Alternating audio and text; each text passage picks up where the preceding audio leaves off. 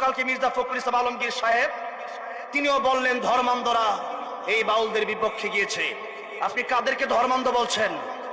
যারা আল্লাহর কোরআনের ধারক বাহক তাদেরকে আপনি ধর্মান্ধ বলছেন। যারা 5 ওয়াক্ত নামাজি তাদেরকে ধর্মান্ধ বলছেন। মনে রাখবেন মির্জা ফখরুল ইসলাম আলমগীর সাহেব, আমি বিএনপির সবাইকে বলছি না, সবাই একরকম কথা বলে না। আপনাকে বলছি, আল্লাহর বিরুদ্ধে গেলে আপনার বিরুদ্ধে জনগণ চলে যাবে, ঠিক না ঠিক? আপনি কাদেরকে ধর্মান্ধ বলেন?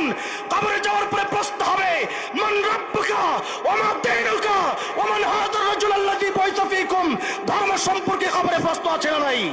তা আপনি ধর্মান্ধ আমাদের কি বলছেন? আমরা ধর্মের প্রতি অন্ধ হব না। ধর্মান্ধ মানে ধর্মের প্রতি যারা অন্ধ হয়ে যায়, আমরা ধর্মান্ধ হব না। আমরা কি রাজনীতি অন্ধ হব নাকি? কবরে যাওয়ার পরে আমাদেরকে ধর্ম সম্পর্কে জিজ্ঞাসা করা হবে। আমাদেরকে ধর্ম সম্পর্কে যদি জিজ্ঞাসা করা হবে, আমরা ধর্ম নিয়ে কবরে যেতে চাই। আর আপনি যদি ধর্মকে ভালো না বাসেন, জনগণ আপনাকে ছুড়ে ফেলে দিবি তো দিবেই।